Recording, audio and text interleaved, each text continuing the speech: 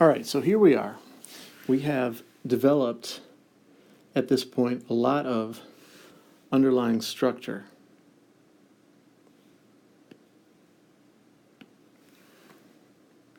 For each of our three relationships here. At some point, you'll need to understand all of this underlying structure here. What are we going to need to be able to do? Well, we have to look at a list like this one here, and we need to be able to link each of these to their corresponding relationships and also to sign the nature of that relationship so that we can handle a shift. For example, let's just grab one of them. Price of oil. Where does it belong? Does it belong here, or here, or here?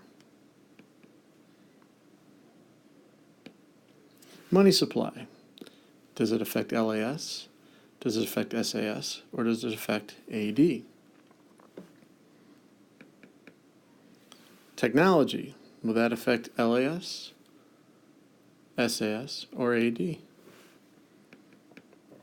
If we don't know the answer to these questions, not only the question of which relationship does it affect, but also does it encourage or discourage that kind of behavior, we won't be able to move on with this example at all. So if we understand the underlying structure, this is no problem. When I talk about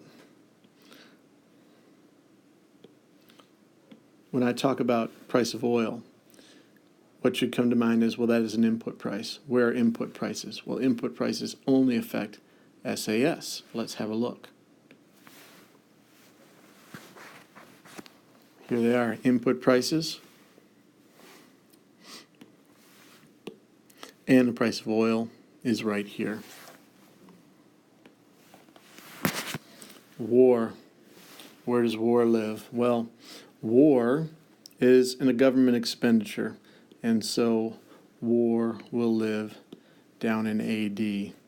Money supply is going to affect AD as well. Full employment quantity of labor is going to affect LAS. LAS also shifts SAS.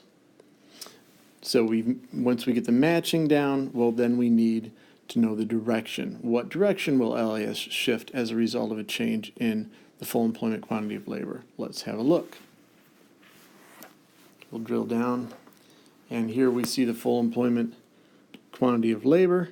It is a shift factor. It will shift LAS, and if full employment quantity of labor goes up, it will shift LAS to the right. So let's try a couple of these. We won't go through an exhaustive list, but we will get comfortable. And some work will be required on your part to handle the rest. So let's see. Let's pick one. Let's go ahead and do technology. So, and let's give a certain sign in technology. So if technology, for example, gets better, what does that mean for our model? Well, you may recall that technology was a shift factor for LAS.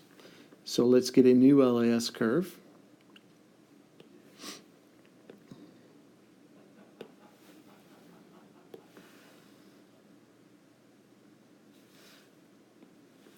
Now, LAS is going to shift as a result of an increase in technology. You may have guessed that an increase in technology is a positive thing for production and that LAS will shift to the right, giving us LAS prime.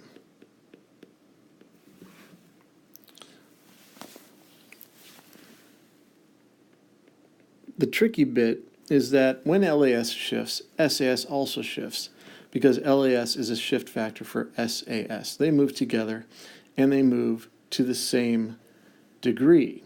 So we need, that's hence the horizontal line. We have to shift them by the same amount.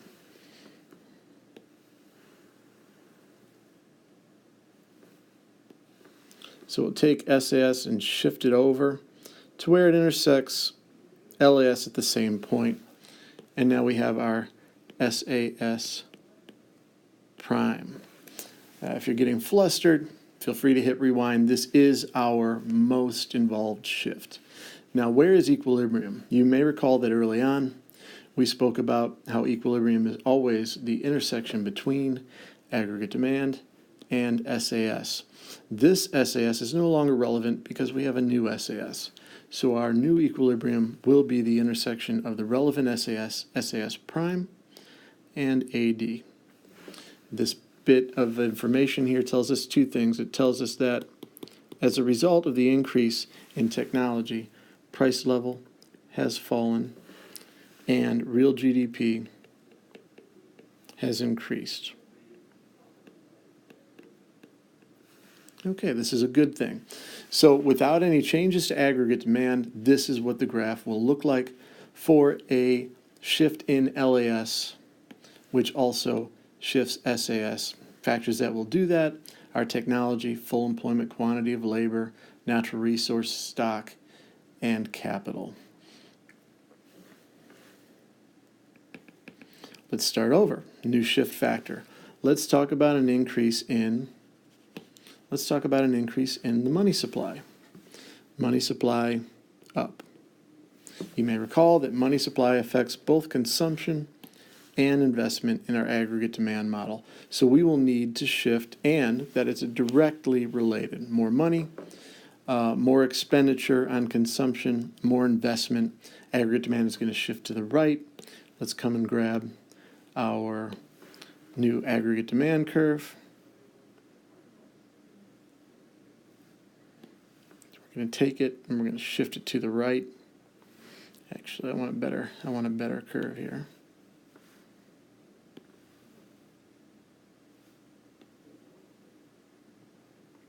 And now we have AD prime.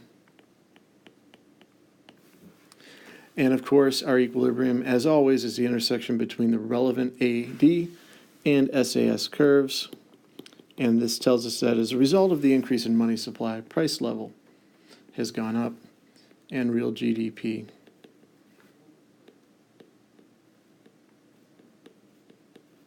has gone up. Now the last of the relationships for us to experiment with will be SAS. So rack your brain, think about what is the only thing that will cause SAS to shift without also shifting LAS. And the only answer is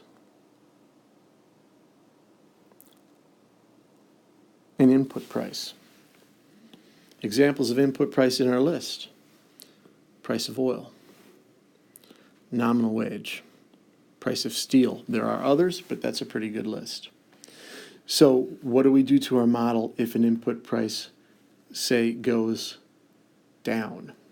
So let's decrease the price of oil. This is something that's happened in our economy recently. What are the impacts of a decrease in the price of oil?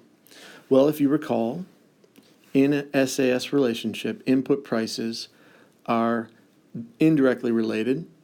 So a decrease in the price of oil will actually increase SAS or shift it to the right. We will grab a line. New SAS.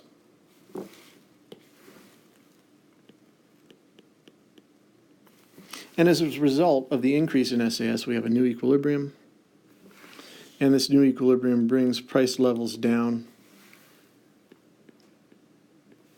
And it's going to bring real GDP up. Notice that here we have an inflationary gap. The Fed is going to want to do something about this. And we'll talk about what they might do in future videos. I hope you found this series to be helpful. If you did, please let me know. We can continue to crank some of these out. Of course, class is the best option, but these videos sure do help if you get overwhelmed. Thanks for your time, and I'll see you in class.